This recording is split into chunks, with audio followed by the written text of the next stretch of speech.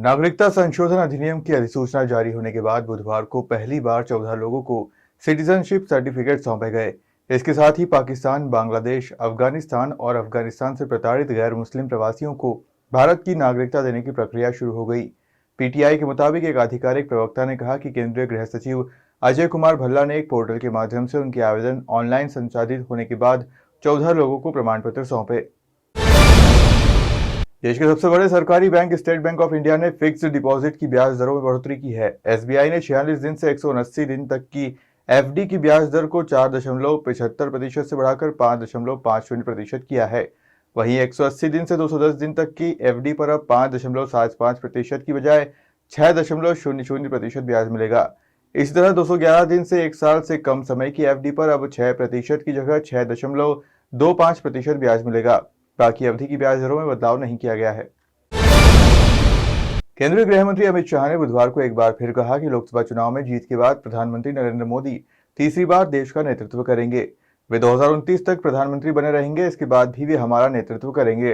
गृह मंत्री ने तिहाड़ से दिल्ली के मुख्यमंत्री अरविंद केजरीवाल की रिहाई पर कहा, यह कोई रूटीन जजमेंट नहीं था। देश में कई सारे लोग हैं जिनका मानना है कि केजरीवाल को सुप्रीम कोर्ट से मिली अंतरिम जमानत स्पेशल ट्रीटमेंट है। केंद्रीय मंत्री ज्योतिरादित्य सिंधिया की मां माधवी राजे सिंधिया का बुधवार सुबह दिल्ली में निधन हो गया। 75 वर्षीय माधवी राजे लंबे समय से बीमार थीं। बीते 2 माह से वह दिल्ली के एम्स में ही भर्ती थी और यहीं उन्होंने अंतिम सांस ली। अंतिम संस्कार गुरुवार को ग्वालियर में किया जाएगा। बुधवार को उनकी पार्थिव देह ज्योतिरादित्य सिंधिया के दिल्ली स्थित निवास पर रखी गई, जहां पूर्व मुख्यमंत्री शिवराज सिंह चौहान सहित कई लोगों ने श्रद्धांजलि अर्पित की। मध्य प्रदेश में लोकसभा चुनाव के चारों चरण का मतदान पूरा होते ही राज्य सरकार बजट की तैयारी में जुट गई है। मध्य प्रदेश सरकार के वित्त विभाग ने 2024-25 के बजट अनुमान और तैयारी को लेकर दिशा निर्देश जारी किए हैं। इसमें विभाग ने वेतन भत्ते, ऋण भुगतान और 15वें वित्त आयोग के लिए बजट अनुदान को प्राथमिकता में रखने को कहा है। प्रदेश सरकार ने लोकसभा चुनाव के चलते फरवरी में पूर्ण बजट पेश नहीं किया था। मध्य प्रदेश में मोहन यादव की 5 महीने पुरानी सरकार में जल्द ही कुछ बदलाव हो सकते हैं। मौजूदा मंत्रिमंडल में कुछ नए नामों को शामिल करने की तैयारी है। इस नई आमद में उन लोगों को वरीयता दी जाने की संभावना है जो कांग्रेस का दामन छोड़कर भाजपा को मजबूत करने आए थे।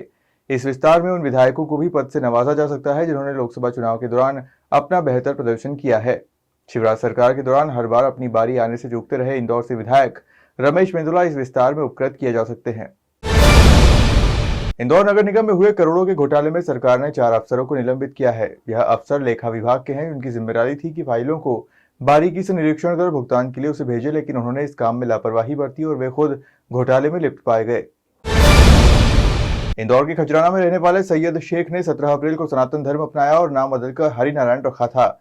बुधवार को हरिनारायण बाबा महाकाल के दरबार में हाजिर हुए। उन्होंने पहले चांदी द्वार से बाबा महाकाल के दर्शन किए, फिर नंदी हॉल में ओम नमः शिवाय का जप किया, बाबा महाकाल का जयकारा करते हुए साष्टांग प्रणाम किया।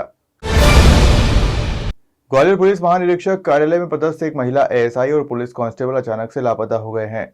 दोनों 7 मई को मतदान के लिए अपने अपने घर से निकले थे। दोनों मतदान कराने के बाद से अपनी ड्यूटी पर वापस नहीं लौटे। आईजी अरविंद कुमार सक्सेना ने दोनों को सस्पेंड कर पुलिस लाइन अटैच कर दिया। वहीं जानकारी सामने आई है कि दोनों ने दिल्ली में आर्य समाज के मंदिर में शादी कर ली।